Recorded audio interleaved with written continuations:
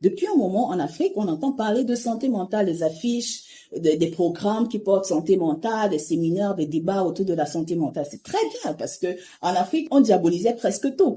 Tout était presque sorcier, surtout quand on ne comprenait pas trop ce que l'individu est en train de manifester ou alors la personne elle-même ne comprenait pas trop ce qui se passe à l'intérieur d'elle, ses pensées résistantes, les émotions qui se vont de travers et qui persistent. On avait l'impression que c'est de la sorcellerie ou alors le diable qui était derrière. Mais depuis un moment, on entend parler de santé mentale, ce qui est très bien.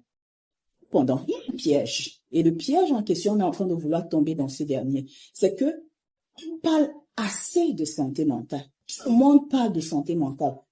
Et même ceux qui lisent des livres et ceux qui écrivent et ceux qui font de petites recherches viennent parler de santé mentale. Je ne sais pas si vous avez constaté cela comme moi ou alors comme nous. On entendait parler assez d'épanouissement, épanouissement des femmes, épanouissement par-ci, épanouissement par-là. Mais depuis un moment, l'expression épanouissement a glissé, ça s'est effacé presque, et on est en train de parler ou alors on l'a remplacé par santé mentale. Il est donc nécessaire, quand on parle de santé mentale, de proposer des soins.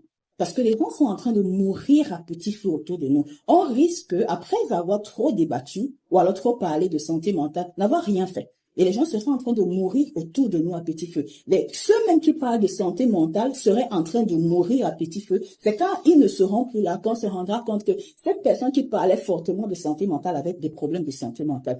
Où est-ce qu'on est en train d'aller? On veut une société qui évolue et non une société qui va davantage qui s'effondre davantage dans. Quand on parle de santé mentale, il est question d'administrer des soins, de proposer des soins soit de bien-être intérieur, soit des soins pour régler ou alors répondre aux maladies mentales. Je prends un exemple. Il peut avoir des dépressions légères qui relèvent des mal-être intérieurs. Il peut avoir des dépressions profondes ou alors des dépressions aiguës. Là, il est question pas de dire aux gens gérer les dépressions ou alors sortir des dépressions ou alors travailler votre estime de vous, votre confiance en vous ou bien régler vos burn-out. Non, il est question de venir proposer des solutions à ces maladies mentales ou alors à ces mal-être intérieurs. Donc, la santé mentale est un sujet délicat, profond et qui demande de passer à l'action et non de parler. Donc, quand on parle de santé mentale, nous qui parlons de santé mentale, assurons-nous d'être beaucoup plus des professionnels de santé mentale. Parce qu'après avoir fini de parler santé mentale, il y a des personnes qui voudraient venir vers nous et que nous soyons capables de leur administrer des soins.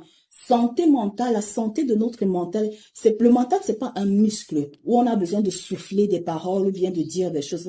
Le mental demande d'avoir des soins qui lui sont administrés, que ce soit des soins de bien-être intérieur, que ce soit des soins de maladie mentale. Je suis Clarence, en cas une épouse Zoko, je suis professionnelle de santé mentale. Là, j'interpelle tous les professionnels de santé mentale. On a besoin davantage d'ailleurs de professionnels de santé mentale sérieux parce que quand il s'agit de prendre soin du mental d'un individu, ça demande quoi? La patience. Ça demande quoi? La profondeur et ça demande la méthode.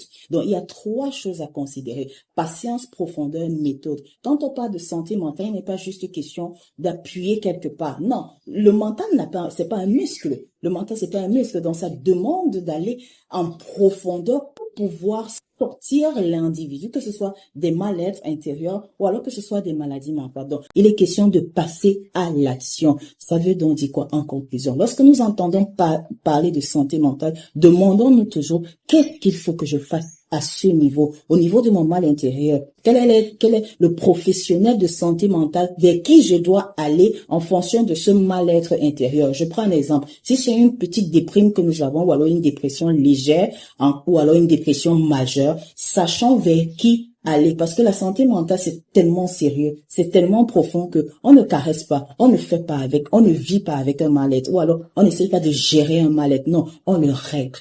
On le soigne comme il faut auprès du professionnel de santé mentale qui a la compétence qu'il faut par rapport à ce mal-être. Donc, l'objectif, donc, de faire quoi? De prendre au sérieux le sujet de santé mentale. Ne pas juste le théoriser, ne pas juste en faire une publicité, mais de passer à l'action, de le pratiquer. Que ce soit pour ceux qui en parlent, que ce soit pour ceux qui écoutent, afin qu'on n'ait plus autant de décès que nous avons aujourd'hui, afin qu'on n'ait plus autant de suicides que nous avons aujourd'hui, afin qu'on n'ait plus des souffrances qui perdurent et qui nous rongent, qui nous créent des maladies, des cancers, des oxydations dans notre organisme. Je suis Clarence, en cas d'une épouse Zoko. Je suis professionnelle de santé mentale, propriétaire ou alors promotrice du cabinet de santé mentale appelé Libérer des souffrances. Nous ne faisons que des thérapies en ligne et en présentiel.